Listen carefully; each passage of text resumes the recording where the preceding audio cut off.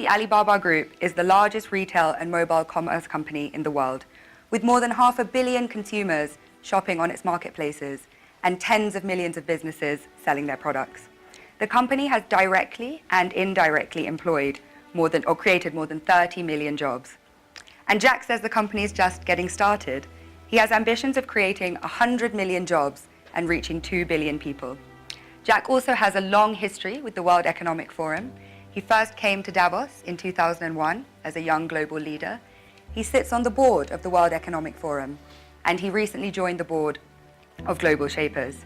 We are so lucky to have Jack with us here today. Thank you so much for making time for the young communities within Davos. And can I please ask everyone to join me in giving Jack a very warm welcome. Thank you.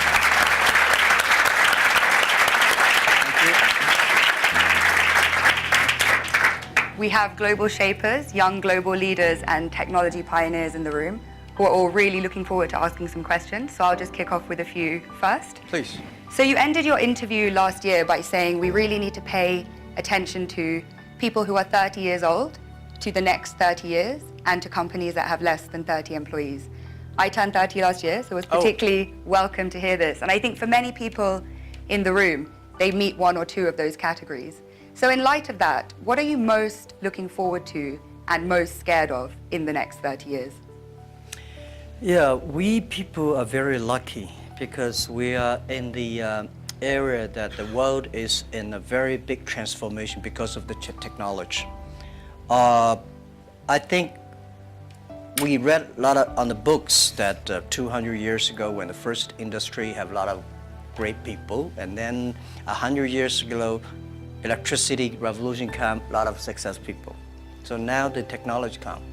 This new technology will also create a lot of successful people, interesting careers. But honestly, every technological revolution come is going to create a lot of social problems. And my view is the first technology revolution caused the First World War. Second technology revolution caused the Second World War. Now we're on the third. So what is going to happen? People worry about artificial intelligence. People worry about robots. People worry about a computer and data and privacy and securities. People start to worry. But whether you worry, it will come. You don't worry, it comes. So the thing is how you change yourself.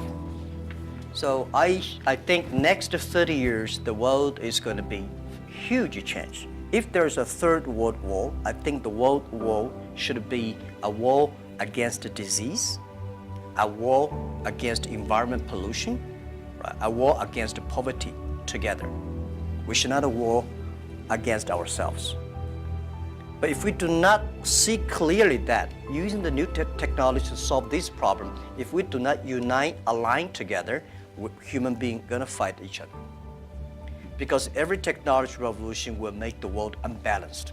When something unbalanced coming, somebody used to be number one, suddenly become number two, and somebody was number three, and then become number one. It's all not comfortable. So we people, if you're 30 years old, my view is that when you are 20 to 30 years old, you should follow a good boss, join a good company to learn how to do things properly. When you're 30 to 40 years old, if you want to do something yourself, just do it. You still can't afford to lose, to fail. But when you're 40 to 50 years old, my suggestion is that you should do things that you are good at, right? And not do things that, oh, that's very interesting, I want to try something new. It's a bit dangerous more. When you're 50 to 60 years old, spending time training and developing young people, the next generation.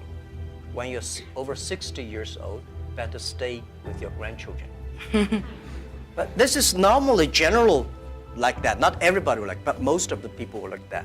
So 30 years old, we people, next 30 years, are the luckiest period. We have a lot of challenges, a lot of things are happening, and with our knowledge, with our physical power, it's time you need to change. You have to think, if you want to be successful tomorrow, it's impossible. If you want to be successful a year later, it's impossible.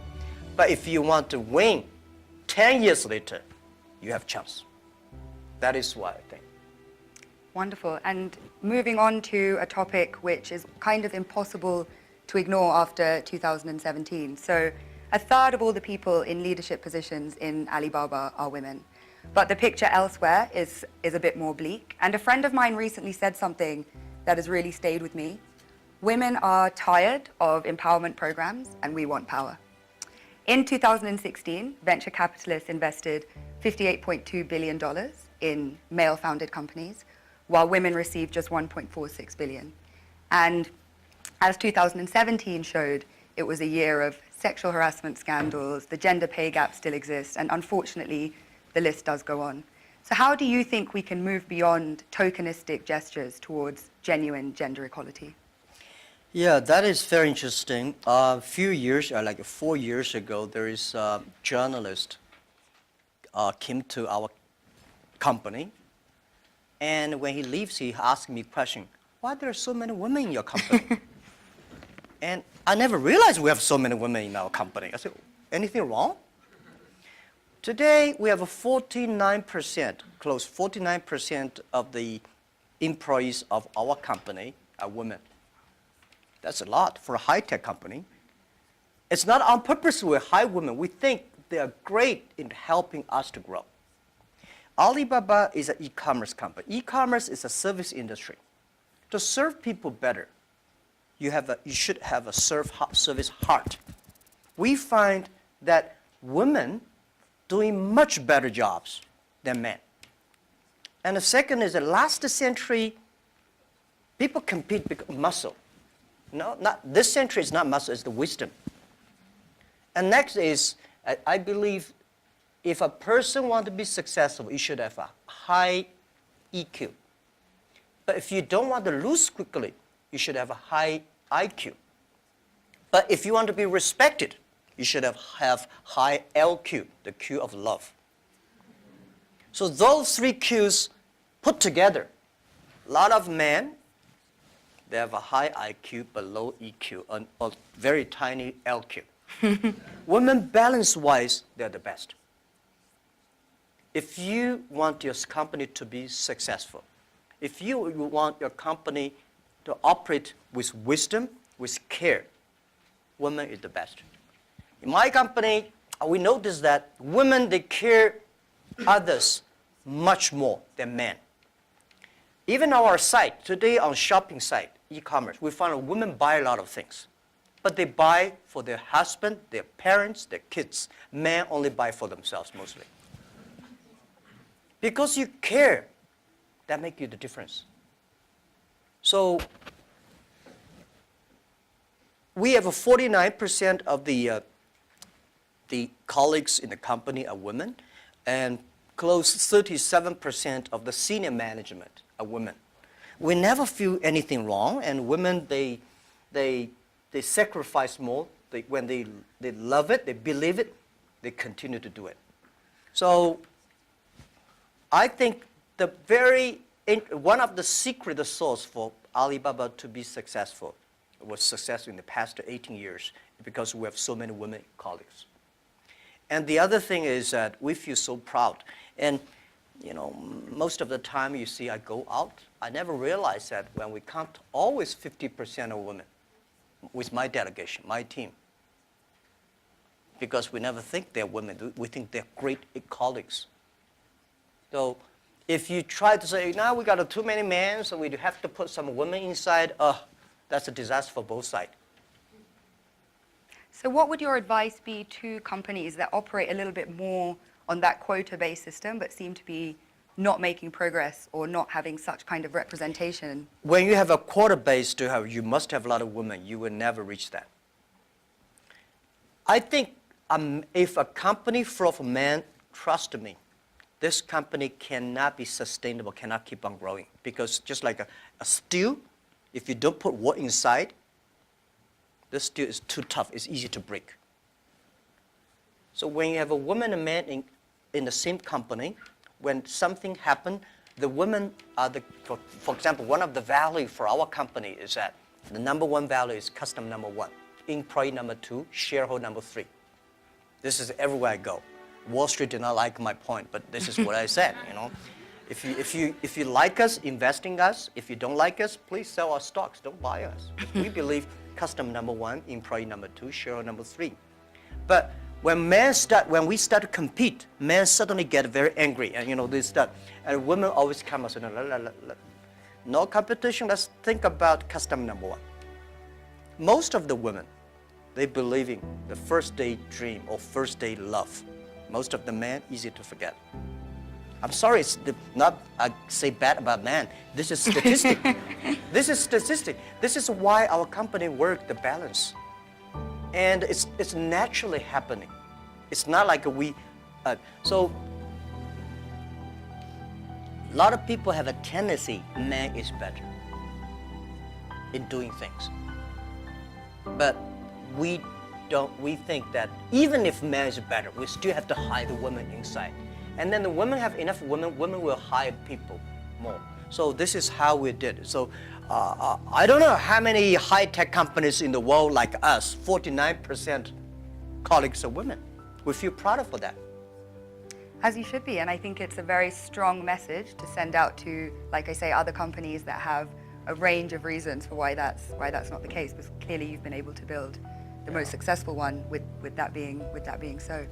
So you just came off stage after giving a talk about digital e-commerce and what needs to happen for small businesses and entrepreneurs to benefit from globalization.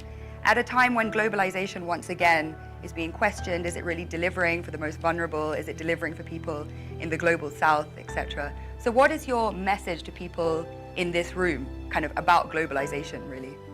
I think globalization cannot be stopped. Nobody can stop globalization. Nobody can stop trade. And I believe if trade stops, war starts. Trade is the way to solve to dissolve the war, not to cause the wars. I think globalization did a fantastic job in the past 30 years. Enriched a lot of countries, but of course caused a lot of problems, right? Young people did not have opportunities. Small business have not opportunities. Developing countries were neglected. But it's only 30 years. It's a baby. It's a growth. You have to improve it. If you do not improve it, then you kill it. It's easy. Most of the time, to kill something is much easier. So my beliefs, it's our generation's job. Today, we have a better technology. We have a better knowledge about globalization. And it's our generation's responsibility or opportunity to improve it. Tell me, how can you stop globalization? Now, artificial intelligence come, robots come. My grandfather worked 16 hours a day, and he said he was very busy. We work 8 hours a day. We said we are very busy. Our children may only work 3 hours or 4 hours a day for 3 days a week. I bet they will say, oh, we're very busy. Then when you work only 3 hours a day and 4 days a week, what are you going to do? You're going to travel around, right? You cannot stay in the home for a week. You will travel. 30 years ago, normal life, you visit 20 to 30 cities whole your life. 30 years later, in your life, you will visit 300 cities in your life because of mobile. How can you stop it? It's impossible. So thinking about that, the only thing is to improve it, to make it simpler. Global trade should be simple, should be modernized, should giving inclusive, everybody have the opportunity. So my strong message is that, well, I feel sorry for WTO. They did a great job, but in the past 20 years, when you put the 200 government ministers in one room, how can they agree on something? Right? Because I don't like your country. No matter how good suggestion you have, I say no. But business people, even if we put 200 business people in one room, we will surely agree on something. And this is what I believe. The next generation of globalization should be inclusive, should create opportunities for young people to get involved. The first globalization in human history was controlled by few kings and emperors. Last 30 years, globalization was controlled by 60,000 big companies. If you're not among the big companies, if you're not in the big, powerful countries, you don't have a chance. The next 30 years, I bet we will have 6 million or 16 million or 60 million companies get involved in globalization. And I'm sure we will make it happen. Together with a lot of people, maybe with you. With a mobile phone, if people still using mobile phone 30 years later. With a mobile phone, you can global buy. You want to buy something from Kenya, you just click. You want to buy something from Norway, you click global buy, global sell. If you're a small thing, without internet, you can only sell in your village or small town. Today, you can sell across the world. And global pay, global delivery, and global travel, the only thing you have to bring is a mobile phone, no, not even a passport. This is going to happen in 10 years. And this is the message. Let's catch this opportunity. If you complain, the other people catch it. If you catch the opportunity, embrace it now, you will be the next Alibaba. People like me, I was born in a very poor family. I never got a great education. I failed all the examinations. For what reason, I don't know. But later, I realized I don't have money, I don't have technology, I don't have a lot of good backgrounds where we have a rich uncle or something, no. The only thing I competed with my people, the young people, is let's compete for 10 years later. This is what I believe 10 years later will be happening. So everything I do for that goal, I know 10 years later, this thing is going to happen. So prepare for that. Because I know if I compete with him for next month, no chance. So this is how my message is. It's a challenge, but it's an opportunity. And it's the opportunity for people like us. This world, the most difficult thing is to convincing a successful people. When you tell him, this is a great opportunity, he says, no, forget it, right? I've been doing this for 30 years.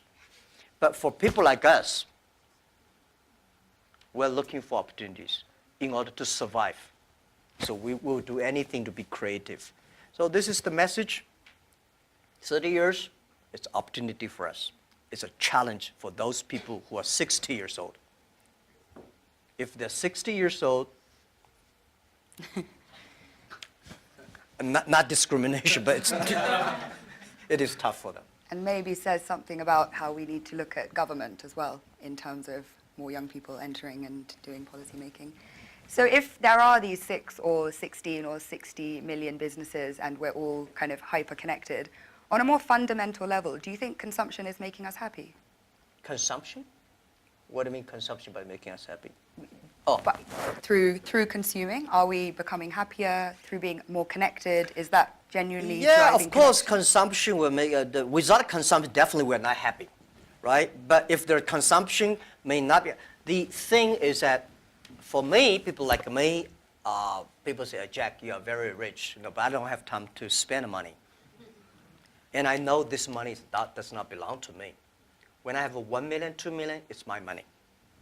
But when you have 20 million, problem comes, you think the US dollar is going to devalue or English pound and the stock market is going to problem. When you're over $1 billion, that is the responsibility because the society trusts you can manage the money better. If you think that is your money, you'll get into trouble. This is what I always believe. That's the, how can a person have 20 or $2 billion? No matter how hard you work, you should not get to 2 billion or 20 billion. The money people put on you is the trust and credit you have. So you should spend money better than government. You should spend money better than the other people. Spend money on the right places. So consumptions, yes. And I can service industry. Let me tell you one thing. The AI robots is going to kill a lot of jobs. Because in the future, machine. But there will be, we have to create modern service industry. Service industry is going to have. Service is got a lot about consumptions. So doing the consumptions, service industry has huge hope. But you have to do uniquely. I think from that slightly philosophical point, we can turn to the floor for questions. So if you, if you could please introduce yourself, say where you're from, please keep your questions succinct so we can take as many as possible and relevant for the whole group. Great, so would you like to go first? Hi, my name is Parv. I'm a global shaper from Chicago. And you just talked about philanthropy, and I'm curious if you could talk about how you see your role is changing in the giving space, particularly given the fractured world we live in.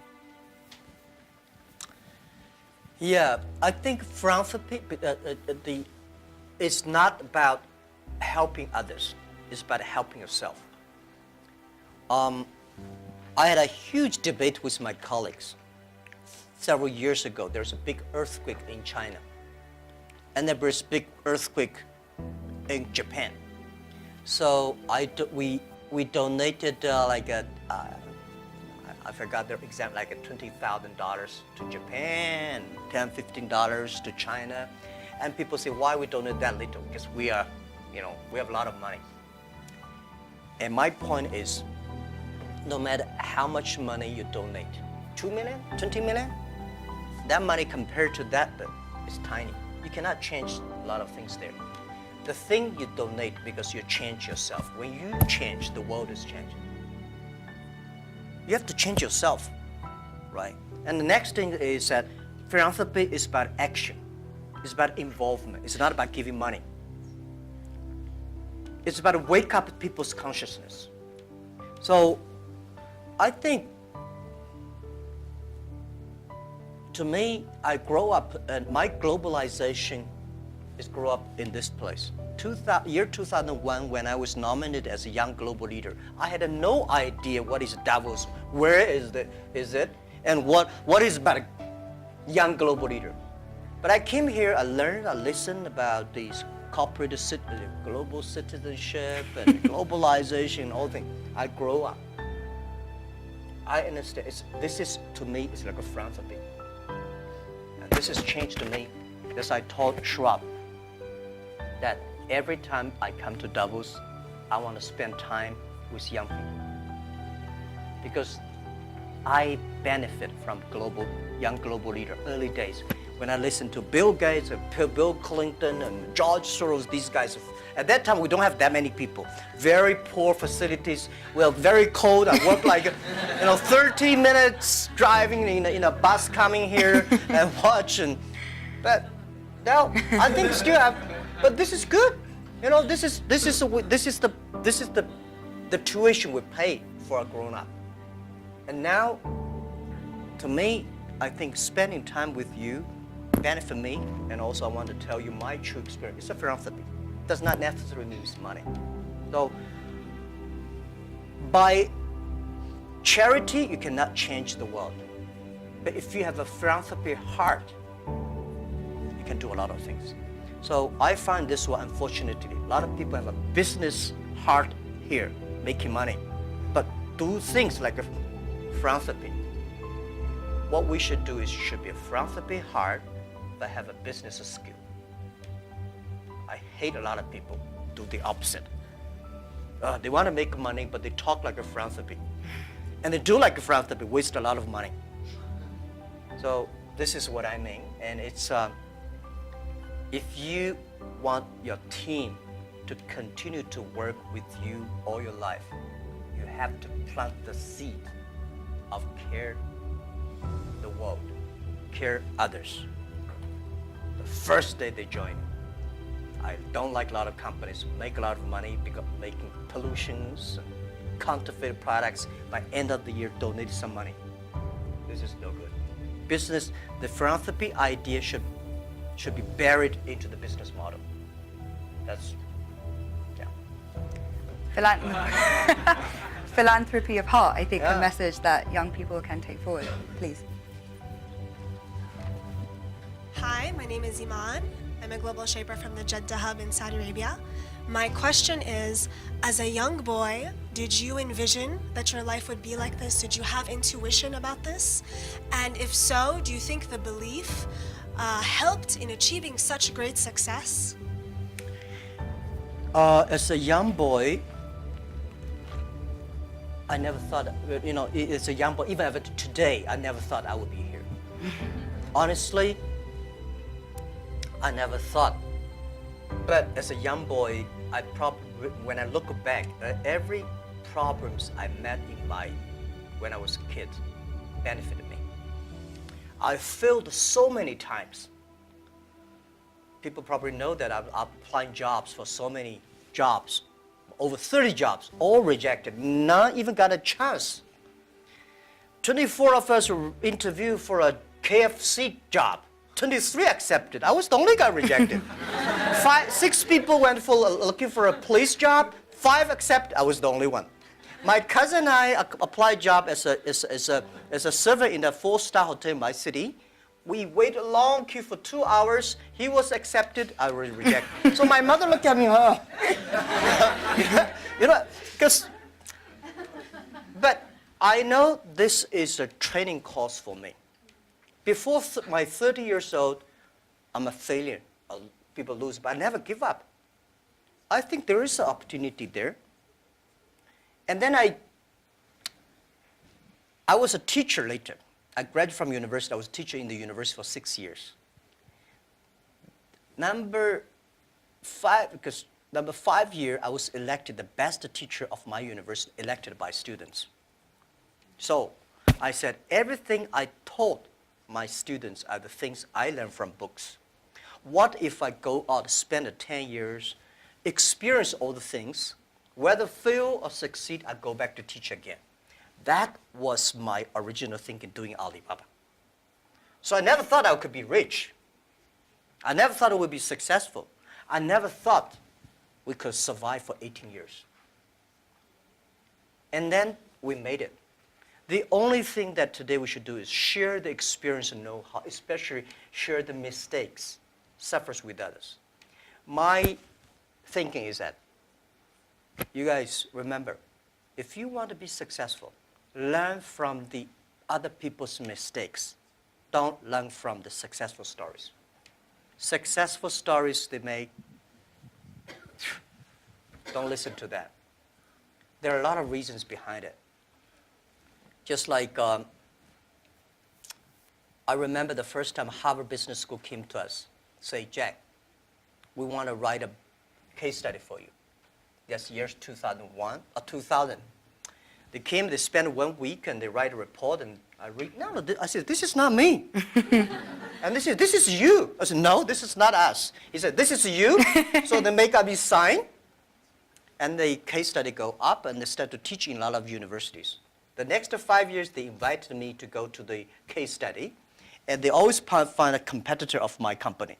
And after every case study, Alibaba will die, that company will succeed. All the students agree. And actually, every 5 years, all the competitors die, we still survive. So how can you study this kind of a successful story? Learn from the mistakes, the other people. No matter how smart you are, you will encounter these mistakes. You learn from mistakes not because you will be able to avoid mistakes. You will able to, when these mistakes come, this suffer comes, you know how to deal with it, how to face it.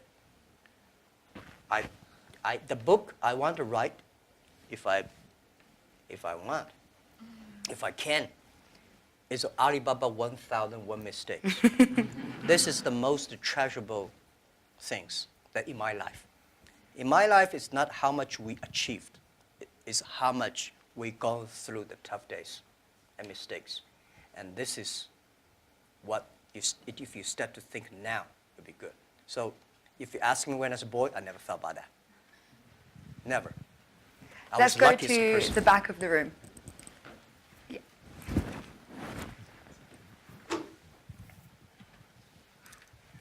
Fan Lin, YGL from Shanghai.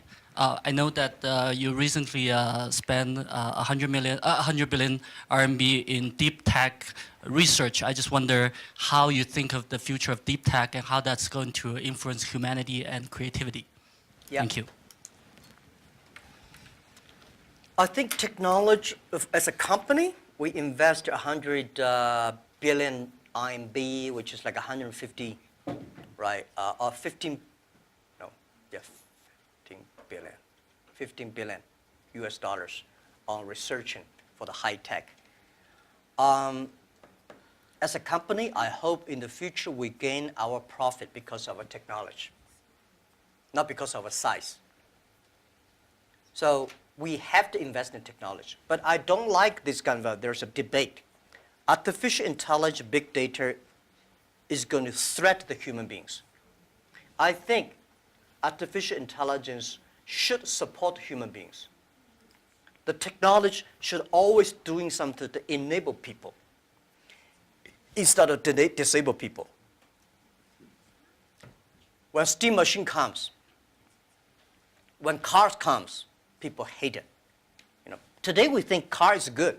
When the automobile when first was designed, people hate, especially this car, this horseman, right? They destroy every car they can see.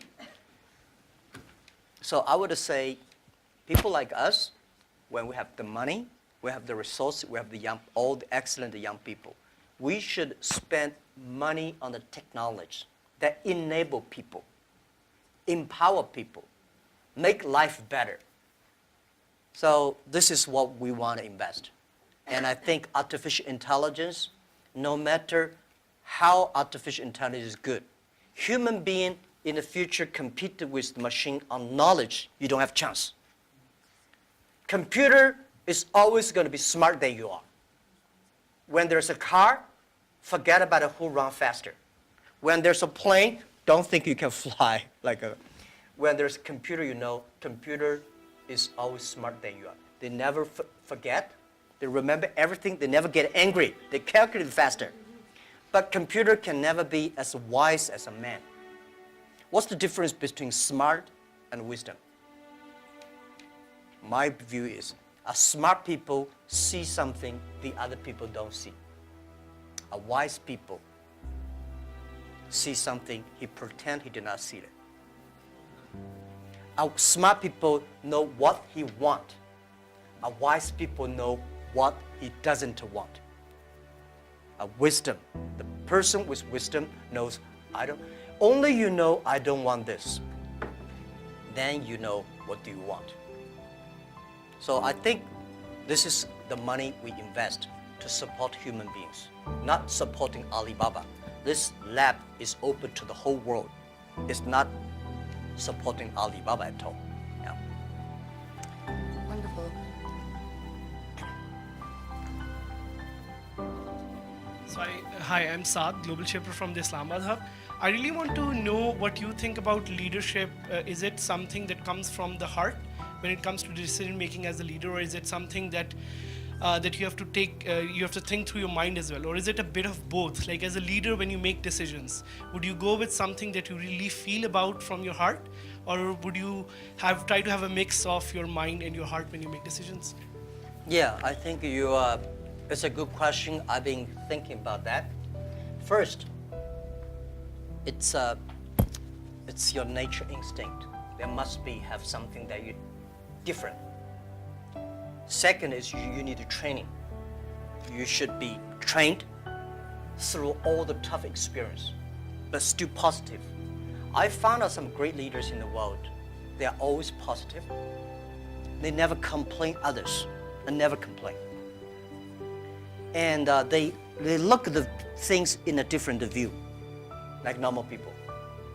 So I think people in my company, at the beginning, they don't like me because I'll always think about 10 years, 5 years.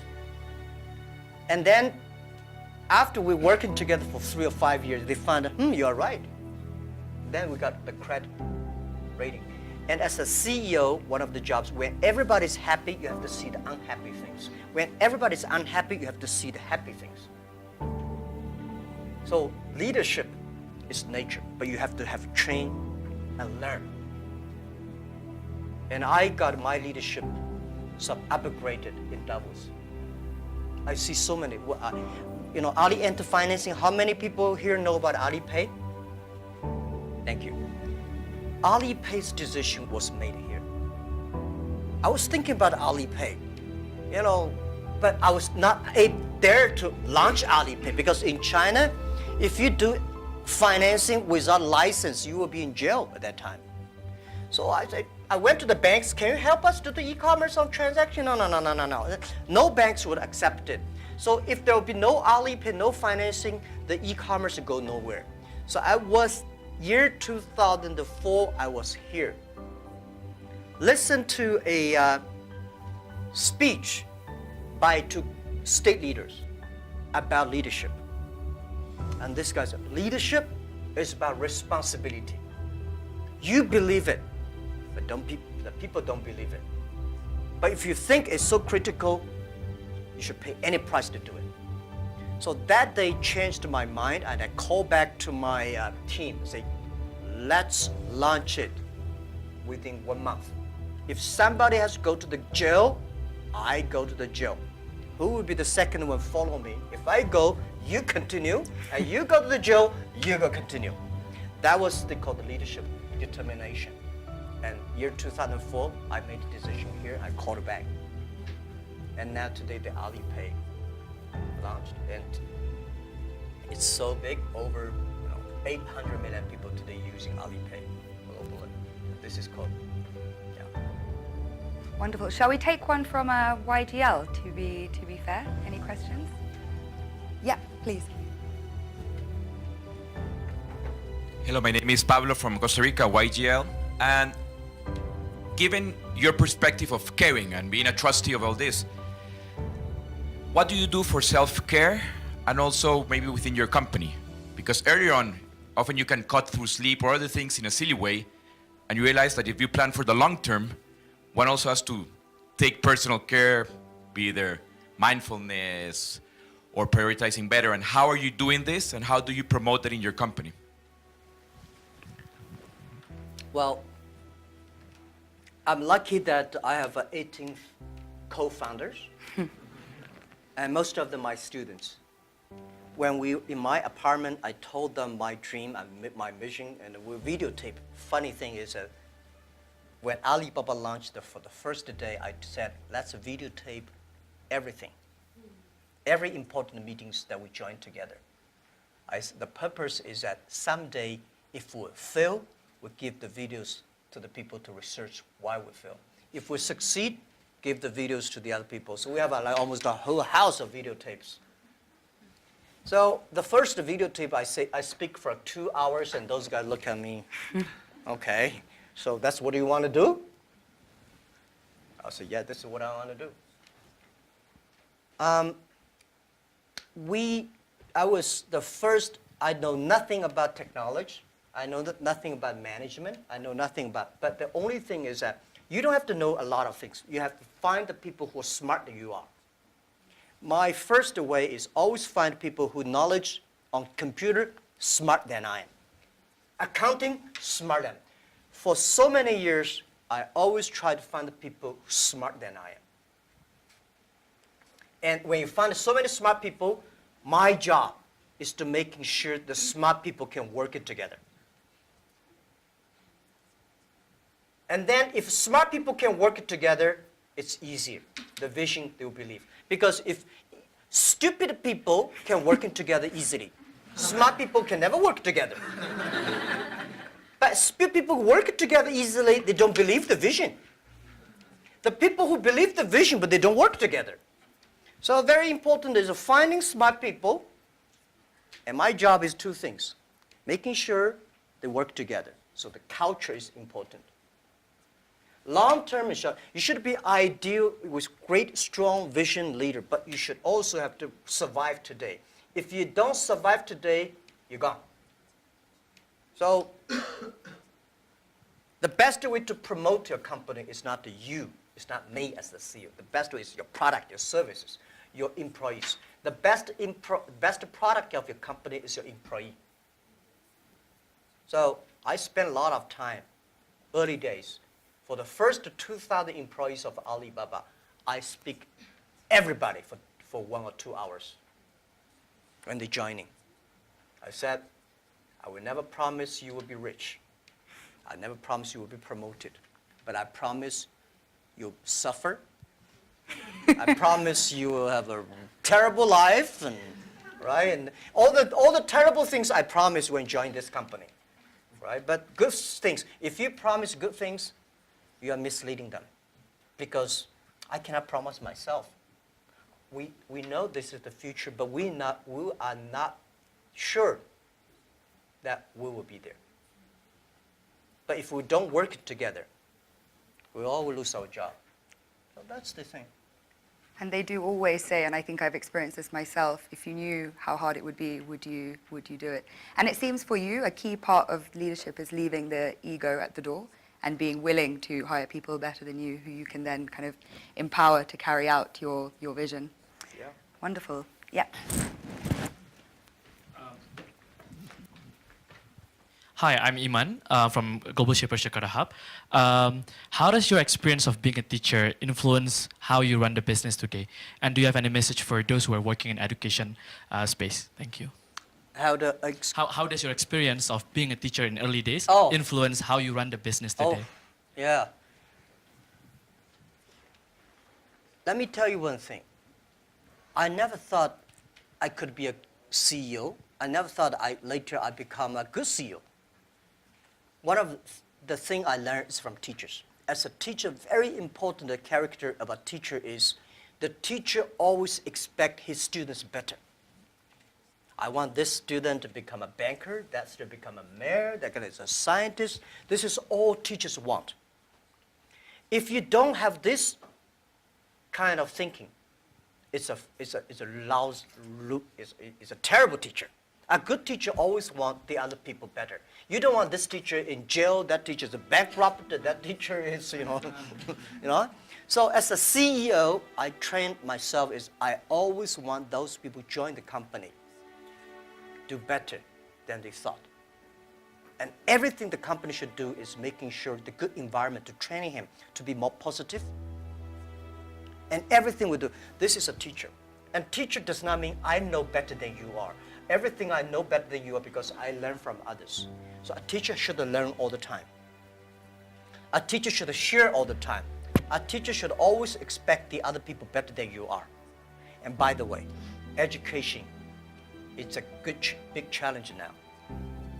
If we do not change the way we teach, 30 years later we'll be in trouble. Because the way we teach, the thing we teach our kids are the things the past 200 years is knowledge-based. And we cannot teach our kids to compete with machine who is smarter. We have to teach something unique. That is, machine can never catch up with us. In this way, 30 years later, our kids have the chance. I hope I answered your question. It's a very difficult one to answer, but what are those skills that you think we need to teach? If we're moving away from knowledge, what are the key things? Value, believing, independent thinking, teamwork, care for others. These are the soft part. The knowledge may not teach you that. Folks, that's why I think we should teach our kids sports, the music,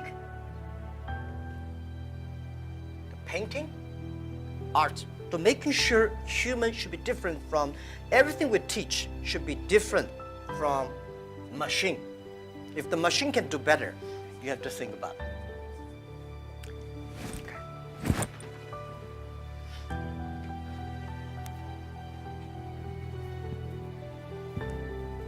Hi, this is Hashim Al-Musawi from Manama Hub, Bahrain.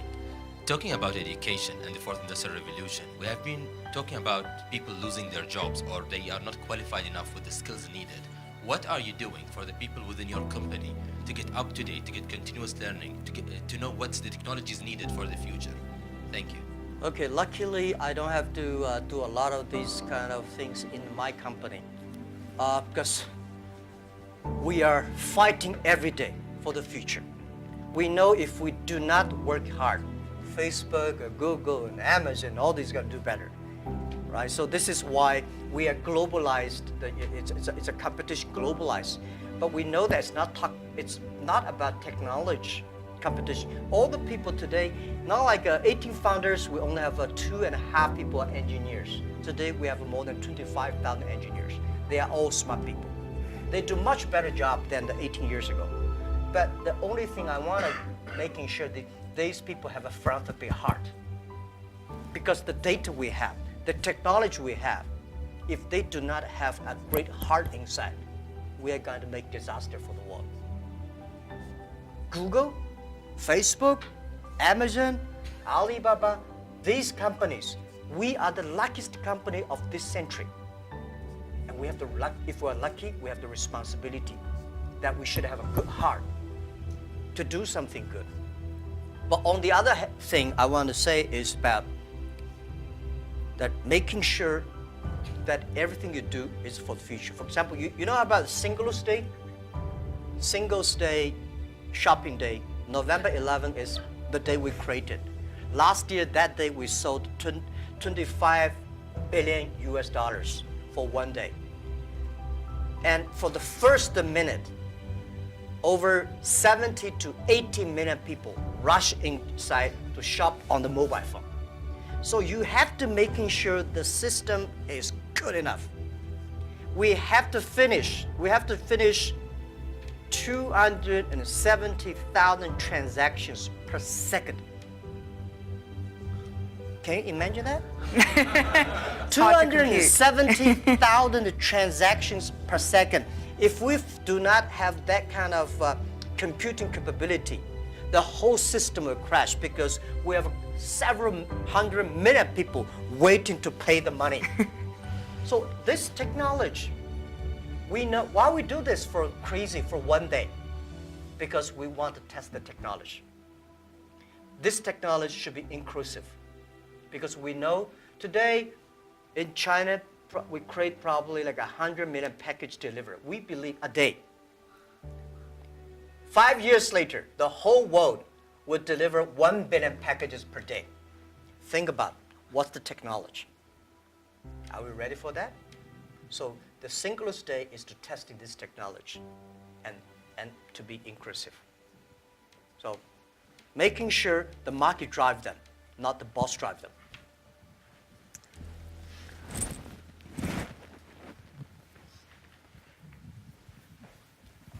Thank you, David. Thank you, Jack.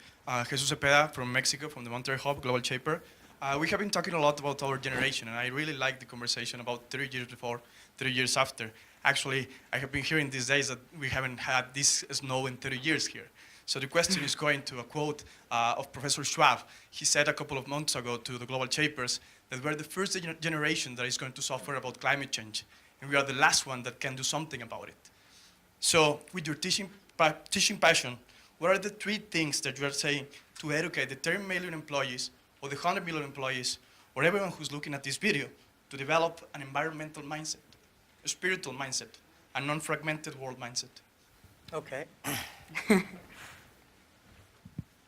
First, let me say this. Every disasters, the environment disasters, is a reflect of human heart today. Because when we need too much, we destroy a lot of things. I think the human being today, the past 200 years, because of knowledge-based technology or knowledge-based training system, all we want to do is get more. We want more things. We go to the moon, we go to Mars, we go this, we always outside looking. We human beings never inside looking. If you don't have the inside looking, you will never be wise. If you're not wise, you never know what you don't want. Today, human beings get much more than they expect they should have. So the environmental pollutions, the whole thing happening is because human beings become greedy, become arrogant. So this is why the big data, the data technology is trying to understand the inside of human. What is data? Data is the human behavior. A lot of people, trust me, the machine will know you better than you know yourself. Have you seen some movies? Some gamblers. You know, they're great. They look at the eyes. If he got a good card, this eyeball will shake. But normal people don't see it. The machine see all the details. Machine know you better. So what I would say is that in the data period, human being next to 100 years, human will try to understand inward looking. We will see a lot of ugly things of ourselves. When knowledge-based outward looking, you see the ugly things of the others and good things. When you look inside looking. This is Chinese philosophy. Chinese people, our believing is always inside looking. We're supposed to have inside checking every three times a day. But not really. If you can really do that, you can do that. Then you'll be good. So for environment, you're right. If we do not make action, take action, all the money you make will spend in the hospital, medicine. Our kids will be in big trouble. So let's fix it. And first fix our heart, fix our know-how, and fix our belief. When you have a belief, when you have a religion, when you have a value, it's better. So I think this is what I concerned me. This is what I think the young people should always have, the value, the mission. If you have something you believe in your heart, then it will be different. This is what next 30 years education will focus on. We have time for one last brief question. Karuna?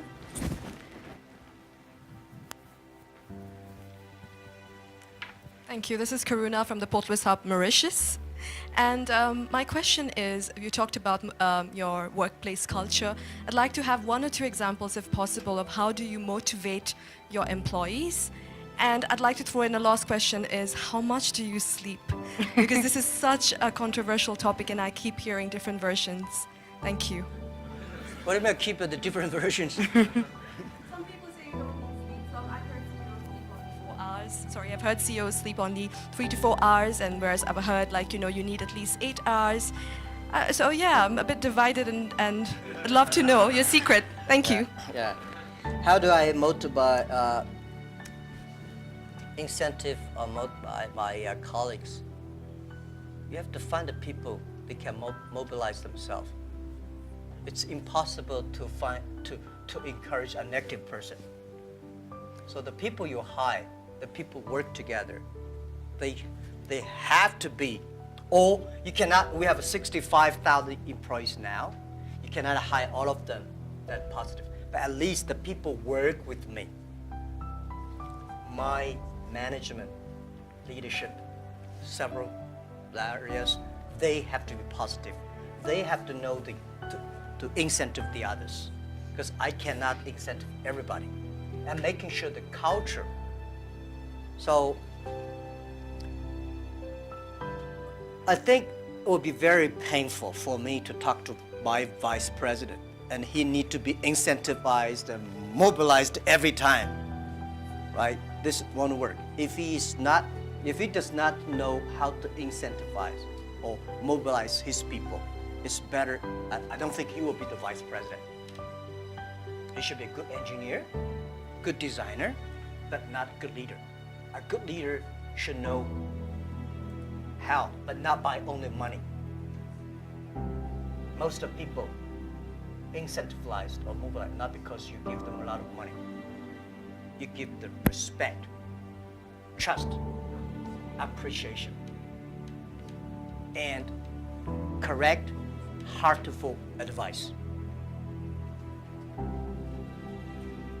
When you come to my meetings, internal meetings, you will be shocked. because we are not like a lot of the other Chinese company. The boss say everybody listen, take notes, and go down. We are like a war room. We make decision based on whose voice is louder. Right? Early days, we fight and talk, and then making sure everybody speak up. Right. So this is also a way of mobilize and incentive. There are a lot of ways, and different people have a different way to send incentive. So this, how much time I sleep? Yeah, I have a problem. I mean, I sleep not very short, but not good. And I don't eat a lot. This is something that I was curious. I don't eat a lot. I'm a very picky on the food. And I don't know, sometimes I would love to see what the things that make me work like that. But for sure, that if I suddenly give me 1 month vacation, I'll collapse. I think there'll be something in my heart, maybe the mission. At the beginning, it's a mission of 18 people. Today, we have 65,000 people. They all believe the mission. So if I give up, I can give up my position, but I should not give up the mission. If I give up, everybody say, hey, no. So, and then especially today, Alibaba at this size, people continue to say, for this size, the growth rate will be tiny or down. So what's the 10, 20 years Alibaba will look like? If you want to still be greater or triple our size, what the direction? How to do it? So I spend a lot of time thinking. And I love to think. Good thing is I have a good team now. I think, I do the talk, they do the work. Yes. On that note, I'm sorry we didn't have a chance to take everyone's questions. We'll just have to make this an annual convening from now on. And I hope you can all join me in thanking Jack for his strong message of youth, inclusivity, particularly in the context of trade, and how we should all take time to look inside ourselves, cultivate our wiseness, because that's how we'll differentiate ourselves from machines. Thank you so much. Thank you.